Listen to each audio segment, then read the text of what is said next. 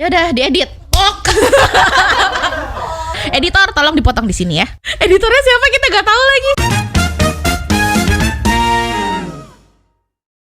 Selamat datang, selamat sore. Dan yuk kita ngobrol di pojokan bareng DSD yang selalu penasaran. Oke, di sore hari ini kita ada episode perdana DSD tim Chan-nya akhirnya berhasil rilis podcast DSD Penasaran. Tepuk tangan dulu dong, yeay! Nah, di episode yang pertama ini kita akhirnya sengaja dadakan peralatan podcastnya beli kemarin. Semuanya ini setting baru beberapa menit yang lalu karena kita nggak mau kehilangan bintang tamu kita hari ini. Bintang tamunya tuh spesial banget ya nggak?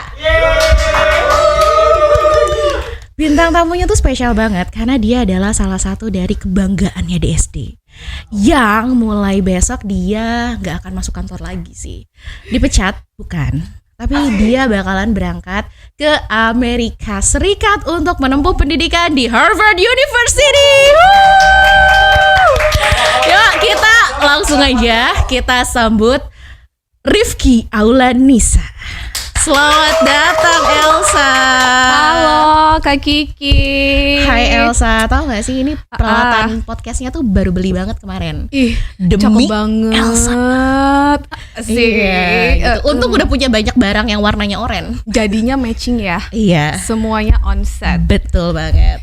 Oke, by the way thank you banget untuk mengeluangkan waktunya karena susah banget loh untuk dapetin ngobrol sama seorang Elsa ini. Aduh, luar biasa banget ya. Iya, tadi aja hampir gak bisa kan? Ampun. Karena sibuk banget. Oke, kita hari ini bakalan banyak nanya-nanya karena penasaran nih kami nih sama perjuangannya Elsa nih. Kan besok mau berangkat kan. Anyway, congratulations Elsa. Thank you so much. Besok berangkat. Akhirnya ya Kak ya. Aduh, sumpah ya aku dari dulu tuh kayak selalu bangga banget sama anak yang satu ini nih. Dia tuh rajinnya tuh luar biasa gitu ya. Boleh dong diceritain, ini langsung aja lah. Kita kayaknya nggak banyak sih basa-basinya kalau di sini ya. Oke, kita langsung aja masuk ke pertanyaan yang pertama, Els. Oke, apa itu Kak? Aku mau nanya dong, kamu tuh Harvard University tuh apakah itu sudah jadi target atau mimpi kamu sejak usia 5 tahun gitu atau baru sekarang gitu kepikirannya?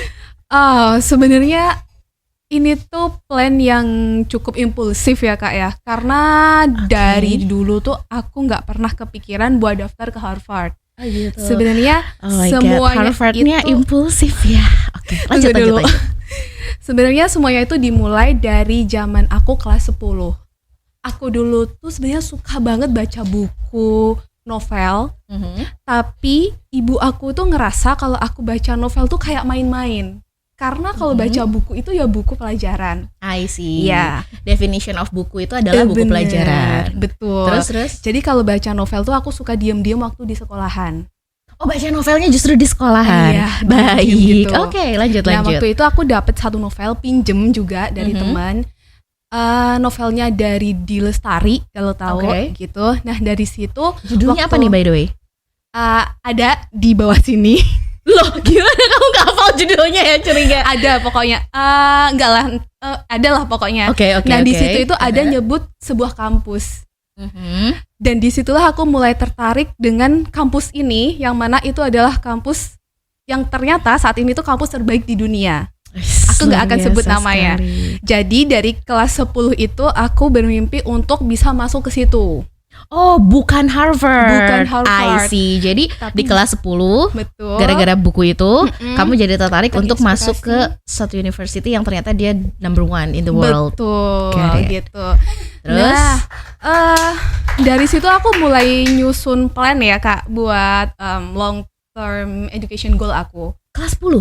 Iya, jadi mulai terinspirasi untuk aku mau ambil jurusan apa gitu, walaupun waktu itu masih abstrak gitu kan. Jadi aku memutuskan untuk fokus ke 2 kampus yang ada di Indonesia.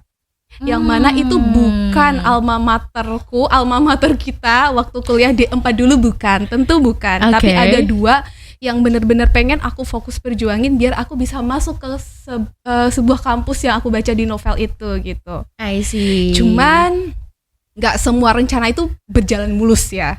Iya. Ya gitulah, long story short, aku nggak bisa nih kuliah di 2 tempat yang aku incer dari kelas 10 SMA S1 dulu itu. gitu maksudnya. S1-nya. I see. Jadi Gitu. S1-nya ternyata ya kita tahu-tahu lah ya, ini penontonnya juga mungkin banyak kan dari BPS gitu. Iya, jadi bener. tahu Pasti di banyak yang mana. relate. Iya. Oke. Nah, Gitu. terus Nah, akhirnya ya sudah aku jalanin, tapi ternyata mimpiku untuk tetap masuk di kampus di sebuah novel yang aku baca waktu kelas 10 tuh masih ada. Gitu. Kapan muncul lagi mimpi itu? Setelah lulus dari kuliah S1. I Sebenarnya see. mimpi itu masih ada tapi kayak terpendam gitu loh, Kak. Oke. Dan ketika aku lulus dan mulai mikirin untuk lanjut kuliah S2, itu mulai lagi nih kepikiran, mungkin gak ya, tapi kok terlihat impossible gitu. I see. Itu tahun berapa ya, by the way? 2018 aku lulus. 2018, which 7 years ago. 7 tahun yang lalu, 6 to oke. 7 years Berarti ago. sekitar 7 tahun yang lalu mulai kepikiran lagi nih bahwa kayaknya mimpi ini Betul, pengen worth buat diperjuangin lagi gitu, tapi oke. takut banget rasanya. Karena memang nggak tahu aksesnya itu gimana, jalannya yang mau dibangun itu di mana. Aku harus nge-reach out siapa itu clueless banget.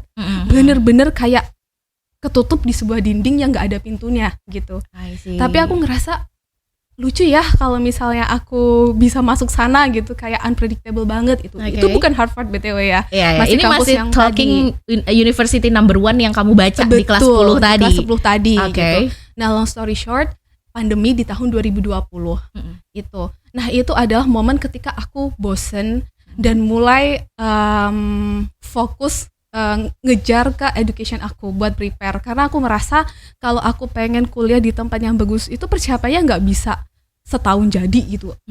Buat case aku ya, Kak, dengan kapabilitas aku kan aku sadar aku nggak bisa nyiapin waktu 1 tahun jadi itu nggak bisa. Makanya tahun 2020 itu aku mulai start cari kampus ini itu, dan aku inget banget gimana gemeternya tangan aku waktu aku ngetik kampus itu untuk pertama kalinya. Untuk cari di situ ada jurusan apa aja sih. Itu I aku tuh see. masih deg-degan banget gitu. Baru mau cari tahu ada Baru jurusan mau apa cari aja. tahu. Bener. I see. Jadi 2020 itu karena can I say ini gara-gara kesepian. Bener banget, itu salah satu triggernya juga ya. Oke, gitu. jadi teman-teman, kesepian tuh nggak selalu negatif Iya. ya. Kalau misalnya mau dimanfaatkan, ternyata kesepian bisa menjadi salah satu trigger untuk Betul. masuk Harvard. Betul. Terus. Nah, fun fact-nya di tahun 2020 itu aku mulai rajin ikutan webinar sekolah. Dan aku nggak membatasi diriku untuk kejar satu kampus yang menurutku terbaik itu tadi. Karena aku juga sadar diri kan, ini tuh kayak sebuah bonus besar lah, ibaratnya gitu, jackpot banget gitu.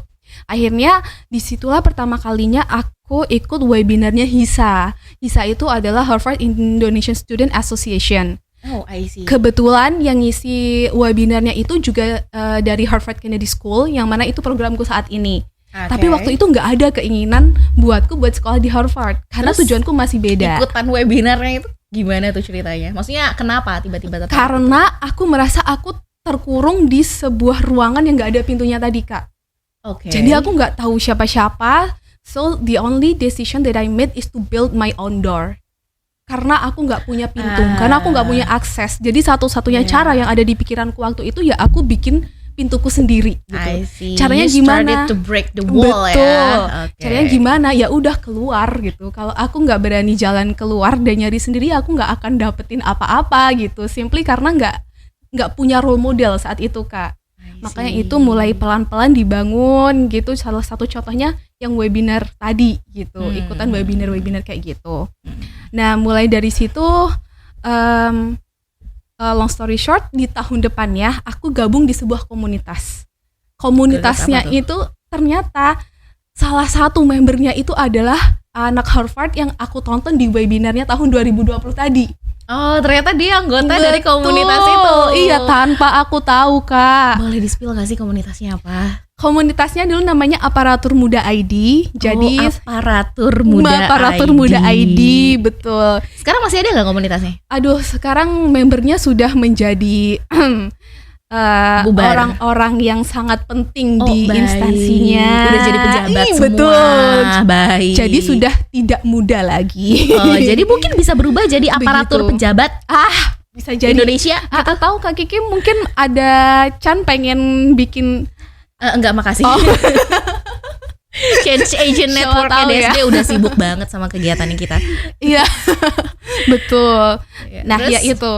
Di komunitas itulah aku merasa aku masuk ke sebuah ruangan baru yang isinya adalah orang-orang dan hal-hal yang aku perluin saat itu.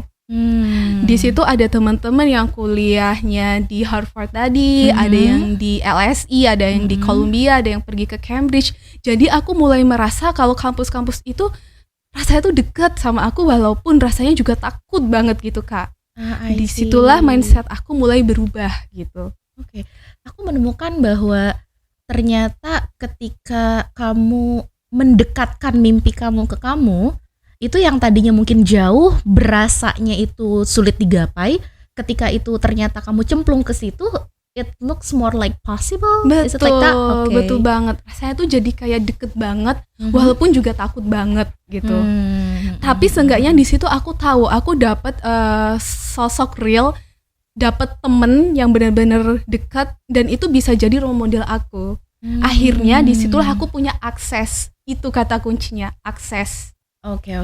Iya. Di sini aku mengambil pelajarannya ini sih, bahwa kalau misalnya kita punya mimpi ya, terus ternyata mimpi itu jauh, iya kalau gitu deketin gitu loh. Maksudnya create your own path. Betul. Untuk mendekat, apapun caranya, misalnya dengan surround yourself with people yang memang yang jauh itu gitu gitu ya. Dan dari situ akhirnya kamu menemukan akses-akses tadi, ternyata gimana untuk daftar, mungkin jadi lebih tahu gitu. Iya, betul. Oke, I see.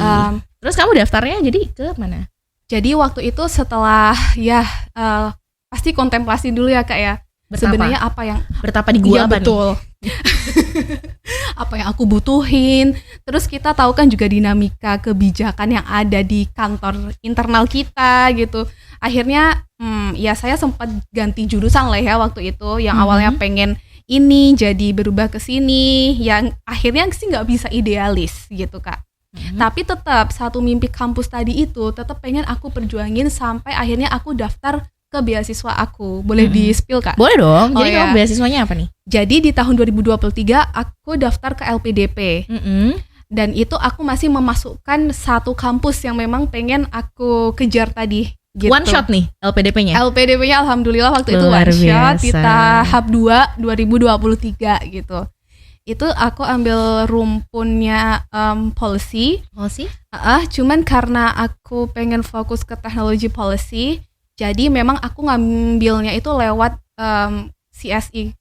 Akhirnya computer science. Aku masuknya lewat situ, bukan masuk ke rumpun ilmu policy. Waktu daftar LPDP. Betul. Jadi waktu berdaftar LPDP, kamu daftar sebagai mahasiswa atau yang peminat computer science. Betul. Got it. Dan challenge-nya waktu itu adalah gimana bikin esai yang memang arahnya nanti ke policy, tapi background-nya itu harus kuat di data governance-nya waktu itu yang aku ambil gitu. Nah makanya itu masuk ke rumpun ilmu yang aku ambil saat itu gitu, Kak. Mungkin ini terdengar unconventional ya kali ya. Biasanya kalau policy itu ambilnya langsung ke public policy, tapi jujur waktu itu aku nggak ambil dari situ.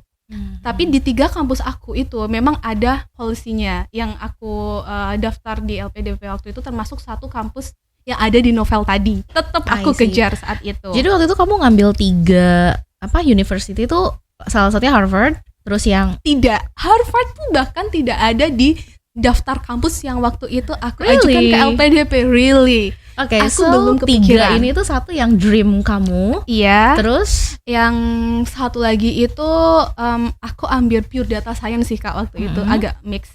Sama satu lagi itu ada juga di Public Policy and Management Data Analytics track. Itu akhirnya aku daftar juga yang di sini ini. Cuman long story short, aku langsung jump in di akhirnya kampus yang aku incer itu aku gagal daftar. Aku nggak jadi daftar. Aku nggak coba. Akhirnya tuh kayak gitu, Kak.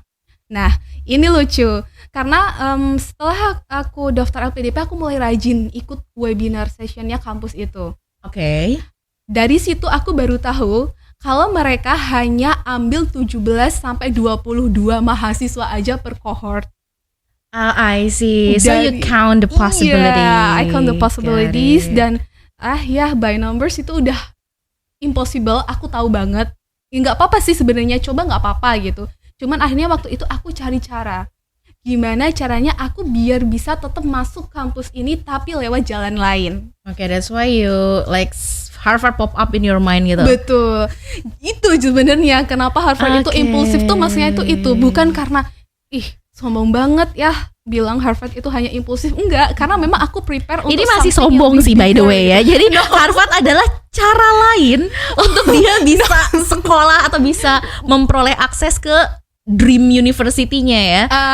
Enggak gitu ya, mungkin ini Harvard ya, adalah cara lain juga lumayan ya, mohon maaf. Terus gitu ya maksudnya, karena mungkin preparationku itu memang I prepare for the best.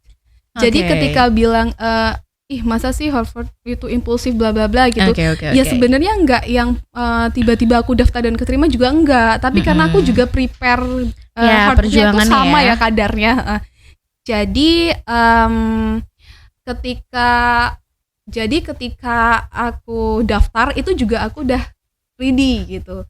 Bukan karena aku jenius atau apa tuh, enggak, karena memang aku udah prepare gitu.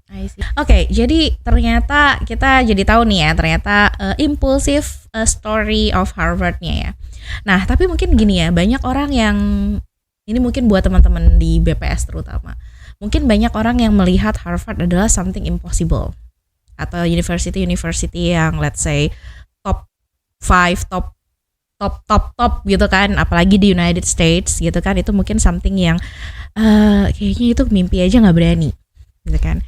Nah, boleh dong diceritain kayak pendaftarannya, like how hard was it gitu kan, kayak seberapa susah sih gitu. Tapi ya buktinya ada sih, dia nggak akan bilang bahwa itu susah ya, karena akhirnya dia masuk gitu kan. Tapi boleh nggak sih share tentang kayak bagaimana sih akhirnya step by step kamu akhirnya bisa dapet LOA dari Harvard gitu? Jawabannya tuh cuma satu ternyata. Apa? Daftar. Kalau nggak daftar kita nggak akan tahu gitu. Karena kamu dapet probability tambahan 0,5 kan, 50% ketika kamu daftar kan. I mean kalau nggak daftar kan peluang masuknya 0. Tapi ketika daftar peluang masuknya tuh langsung jadi 50% gitu kan. Nah, terus gimana caranya biar kamu kayak dari 50% itu kan supaya jadi 90% tuh gimana tuh? Nah, itu menurutku aku nggak pengen mengeneralisir ini ya Kak, tapi aku punya advisor. Dia dari Education USA, by the way itu free ya teman-teman yang pengen ini boleh sekalian nggak sih? Jadi dari Education USA di bawahnya embassy-nya US itu mereka punya satu program advising session dan itu benar-benar free, dan aku pakai jasa itu gitu untuk mendapatkan advisor yang bisa ngasih aku wawasan tentang pendaftaran kampus di US. Dan mereka itu selalu bilang tuh gini, kampus US itu selalu mereview application peserta itu secara holistik. By all means, dengan IPK yang let's say di bawah 3,5 atau 3 barely 3 lah ya, itu masih ada kemungkinan buat masuk ke top school. Kalau kamu punya sesuatu yang memang itu tuh passionate banget dan memang bener-bener pengen diimplement atau pengen dipelajari di kampus nanti gitu. Nah, itu sebenarnya poin itulah yang dicari oleh kampus-kampus di US. Seseorang yang benar-benar sudah menemukan goals-nya. Itu adalah PR utamanya. Karena kenapa? Itu akan jadi anchor kita waktu kita menulis esai. Got it. Oke. Jadi sampai sini berarti aku sum up dulu ya. Betul. Berarti yang pertama, itu teman-teman kalau misalnya teman-teman mau sekolah di United States terutama ya, itu bisa ke Pacific Place ya, tempatnya di Pacific Place kan. Di Pacific Place itu di lantai 3 pojokan, teman-teman cari ada namanya At America. Di situ teman-teman bisa ketemu sama advisor dari Education USA. Nah, terus habis itu yang kedua, ini yang paling penting ya, temukan anchor. Maksudnya temukan goals-nya teman-teman tuh apa sih gitu. Karena it's not about IP berarti ya. Bukan tentang IP, tapi tentang you have a goal, specific goal yang dia menemukan bahwa oh ternyata menarik nih orang ini gitu kan. Boleh nggak sih di spill goalnya tuh apa? Oke. Jadi aku itu sebenarnya mulai apa ya Kak, bukannya berpindah-pindah juga ya, Tapi akhirnya aku menemukan itu ketika ada isu yang benar-benar dekat dengan kita. Aku nggak akan spill isu ini, tapi isu ini tuh tentang data ethics and data governance. Kalau kita pakai kalimat ilmiahnya itu sebenarnya. Tapi itu aku ngerasa kok deket banget. Kenapa? Karena ketika aku bekerja dan aku dipapaskan dengan sebuah isu yang melanggar kode etik, itu kok rasanya nggak sesuai dengan hati aku gitu. Dan karena aku bekerja di data gitu kan, jadi di situ aku pengen belajar sebuah ilmu yang gimana sih kita itu bisa nge-create suatu environment untuk mengelola data secara lebih berintegritas gitu. Di situ. Dan itu kan nggak hanya ngomongin tentang data security-nya aja gitu kan, tapi tentang bagaimana kita bikin sebuah lingkungan yang benar-benar aman untuk memberikan perlindungan ke data-data personal. Sebenarnya itu semuanya berawal dari situ. Nah itu yang bikin dan itu kan kayak value yang aku pegang ya Kak. Jadinya disitulah anchor aku. Got it. Jadi kalau aku boleh sum up, ini kan balik lagi kamu kan policy ya. Betul. Jadi kalau aku boleh nangkep, berarti apakah jadi goal kamu itu adalah at the end of the day creating a policy yang bisa melindungi let's say orang-orang dari pengumpulan data gitu loh. Jadi maksudnya etik, bahwa ketika lu collect data tuh ada etikanya. Betul. Dan gitu. you want to protect yes, data. That's right. Okay. I see data as a human right. Gitu. Jadi data itu ya? Keren. Atau statistik lah ya. Statistik kan kumpulan data gitu. Tapi aku nggak pengen melihat statistik itu hanya sebuah number, hanya sebuah angka. Karena di balik statistik atau di balik angka itu sebenarnya ada jutaan cerita, ada jutaan manusia yang bisa membentuk satu angka itu. Disitulah aku melihat yang namanya statistik gitu Kak. Itu yang aku ceritain di esai-esai aku. Luar biasa. Gitu. Aku sampai merinding loh. I mean kayak iya juga ya. Ini hal yang aku tuh gak kepikiran gitu. Betul. Contohnya gini, kita ngomongin inflasi naik sekian gitu.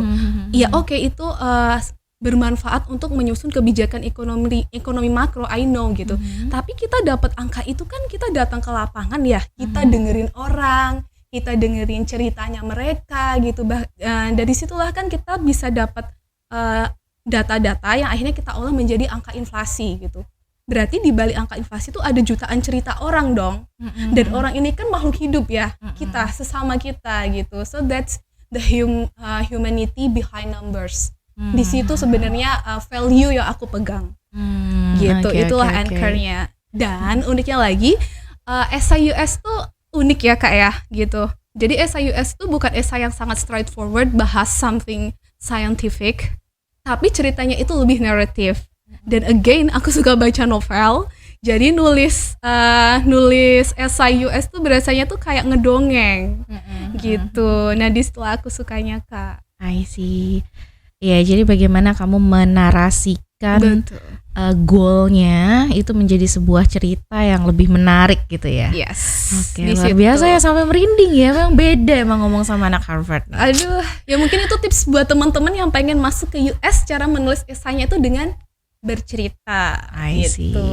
Gitu ya teman-teman. Karena memang kalau misalnya we talk about description, misalnya deskriptif, itu tuh kayak semua orang bisa membuat deskripsi yang sama. Kayak misalnya, oh Indonesia itu let's say memiliki tingkat inflasi sekian, bla bla bla bla, dan kemudian saya bekerja di BPS yang menghasilkan data tersebut. That's a descriptive. Itu masih deskriptif. Betul. Tapi bagaimana narasi itu menjadi sebuah cerita yang bakalan unik, itu hanya dimiliki oleh Elsa gitu kan. Itu yang bakalan menarik gitu ya.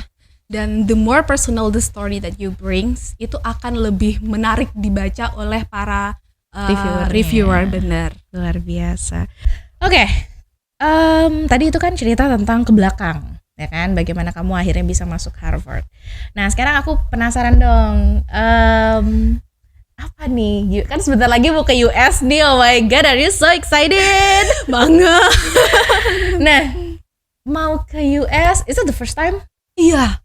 Dan it's gonna be your first long flight probably.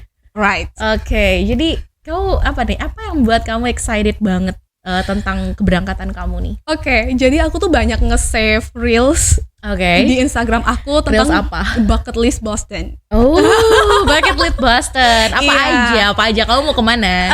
Banyak banget, ada coffee shop, terus di sana kan banyak taman ya Kak. Iya. Baca buku di taman itu sambil ngeliatin Charles River di depan kita, itu dreamy banget gak sih? Jangan Iya lupa kamu banget bawa sih. ini ya, apa? Tongsis lagi bawa Bener, kamera bener. gitu-gitu ya. Jangan lupa di Oke. kontenin gitu. Jadi kita nih yang di Indonesia kayak, wah Elsa lagi ngapain nih gitu. Iya, lagi baca buku apa gitu kan. Enggak sih kayaknya istilah Elsa lagi apa gitu, Oh, nggak iya. sampai baca buku. Elsanya. Oke. Terus Iya, itu selain paling baca excited buku the di most. taman, apalagi nih yang kamu inginkan? Nah, mungkin ini yang akhirnya pengen aku ceritakan dari awal tadi, kan aku selalu menyebut kampus ini, kampus ini. Which bukan Harvard tadi. Wah, bukan Oke. Harvard tadi gitu. Goals aku adalah aku masih pengen untuk bisa merasakan experience menjadi student di sana. Dan alasan aku pada akhirnya memutuskan untuk daftar Harvard karena kampus Harvard itu punya ngasih akses atau ngasih kesempatan buat studennya itu bisa cross register di kampus ini. Oh, Mau tahu nggak? Ya by this time teman-teman udah pada tahu deh ini kampus belum apa deh kampusnya kayaknya. atau apa gitu. Aku sih tahu ya, cuman Oke. it's your right untuk spill ini atau enggak, terserah Elsa. Iya. Oke, aku spill aja. Oke. Jadi kampus ini tuh adalah MIT. Iya. Tapi teman-teman pasti udah bisa nebak lah ya. Ketebak lah kayaknya ya. Iya, benar. Yang satu kohornya cuma 22. Dua students gitu ya. Yang gitu ya, yang bisa cross register sama Iya, Harvard. Kayaknya udah bener. kebayang ya. Warna kampusnya juga sama gak sih? Merah, Ya kan? red. Red Terus? banget gitu. Jadi kamu tadi pengen baca buku di taman, kemudian Bener. pengen daftar kelas di MIT Iya. gitu kan. Terus apa lagi yang kamu pengen? Ada gak sih yang exciting gitu? Aku pengen Pacaran sama bule misalnya gitu. boleh diaminin nggak Kak? Boleh. Aminin semua, aminin nggak? Amin Amin, nggak? amin. Oke. Terus selain tadi kelas di MIT, terus apa tadi baca buku di taman, apalagi? Aku pengen merasa bodoh sih. Pengen merasa bodoh. Betul. Oh, selama ini memang nggak pernah merasa bodoh ya? Oh my god, sombong sekali ya. Loh, kan dia pengen merasa bodoh. Berarti the question is, berarti kamu selama ini nggak pernah merasa bodoh. Aku pengen merasa lebih bodoh lagi. Oh, oke. Tapi anyway nggak apa-apa loh. Iya. Untuk selalu merasa pintar. Iya, Oke. bener-bener kayak pengen jadi small. apa behindnya kenapa kamu punya kepikiran kok aku pengen jadi bodoh gitu? Karena aku bener-bener pengen membiarkan diriku itu diisi dengan air yang baru. I want to be a small fish in a bigger I see. bigger pool gitu kan Kak.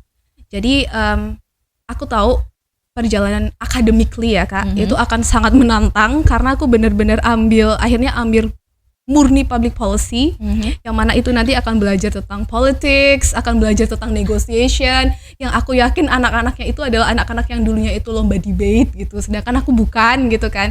Tapi ya udah, I let myself untuk berteman, untuk mencari ilmu ke mereka gitu, dan aku pengen membiarkan diriku bodoh itu tadi agar aku bisa diisi dengan air-air baru sebanyak-banyaknya gitu I kan. see. Luar biasa banget seorang Elsa yang kelas 10 itu pengen banget sekolah di MIT, lalu sekarang agak bergeser dikit sekitar berapa meter gitu kan Iya. ke Harvard. Dan ya hopefully you get the most exciting moment in your life. Thank you so much. Dan ada ini nggak sih by the way kita udah mau mengakhiri Oke. podcast kita hari ini, dan boleh nggak sih kasih gambaran apa ya, kayak buat teman-teman yang pengen mengikuti jejaknya Elsa, itu boleh dikasih tips and triknya selain tadi having a goal dan bisa datang ke Education USA. Just do it and daftar. I'm not gonna deny kalau ini tuh akan bener-bener menakutkan dan it's totally normal gitu. Aku pun juga sangat takut. Bahkan daftar sebatas submit aja, klik submit itu juga bener-bener takut rasanya Kak.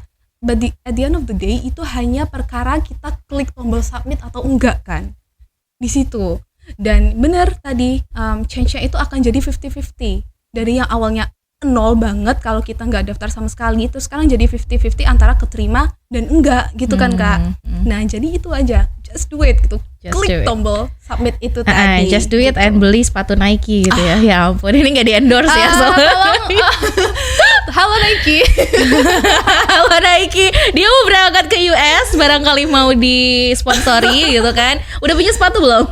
Oh, belum Kak, nanti aku kirim ukuran kaki aku ya. Iya, tim Chan ini dia nanti tolong dicatat. Oke, ya jadi itu berarti pesan-pesan terakhirnya itu tuh. Oke, kalau boleh nambahin satu closing statement dari apa ya, sebuah pepatah yang aku suka. Wes, apa itu pepatahnya? Ini aku tiba-tiba aja keinget Kak. Waktu kemarin aku pamitan dan izin daftar ke Bapak Direktur, itu aku sempat bilang ini. Dulu aku pernah baca Soekarno itu suka bilang, bermimpilah setinggi langit. Karena kalau kamu jatuh, kamu akan jatuh di antara bintang-bintang. Betul kan? In my version, bermimpilah setinggi MIT. Karena kalau kamu kepleset, kamu hanya kepleset beberapa kilometer dari MIT, which is luar biasa. Jadi mimpilah ke MIT, setidaknya kalau misalnya kamu meleset MIT-nya, jatuhnya ke Harvard. Betul sekali. Oke, thank you banget Elsa. Mudah-mudahan preparationnya lancar. Masih apa yang kurang? Oleh-oleh udah aman semua? Oh, aman, tinggal masukin koper ya. Tinggal masukin koper. Itu salah satu pekerjaan yang lumayan overwhelmed Iya. juga. Lumayan overwhelmed juga itu. Oke, so siapkanlah 23 kali 2 kilogram. Terus apalagi persiapannya? Plus 1 cabin ya. Plus 1 cabin, iya. Apalagi yang perlu disiapkan ya, pokoknya udah aman ya, semua. Aman. Udah aman semua. Oke, wish you Hopefully. all the best, Thank Elsa, you, Kak. dan doakan nih kami yang ditinggal sama kamu di DSD. Oh my god. Kerjaan-kerjaan yang biasa dihandle sama Elsa, silakan teman-teman. Mana timnya nih? Oke, so itu dia teman-teman. Thank you so much Elsa for coming Thank you so today much juga. dan mau menjadi bintang tamu yang pertama. betul. Bahkan Pak Direktur belum loh. Oh ya bener. Luar biasa ya, demi Elsa. So I want to say congratulations juga sudah launching podcastnya. And it is an honor for me untuk jadi guest yang pertama. Iya, nanti pas kamu pulang cerita lagi. Oh, boleh. 2 tahun lagi berarti ya. Channya balik ke Kiki lagi atau siapa? Oh iya, Channya bisa jadi yang ada di sini, Channya yang atau ada di balik kamera mungkin ya itu Iya. bisa. Tapi yang ada di sana juga bisa. aku akan bersedia menjadi hostnya lagi. Nanti aku minta sama Chan ya. Iya. Pokoknya walaupun aku bukan Cece-nya, aku akan tetap jadi hostnya buat menyambut Elsa nanti ke Indonesia lagi. Wow, thank you. Good luck ya. Semangat. Bismillah. Ditunggu cerita-cerita serunya. Oke, makasih Thank you. semua.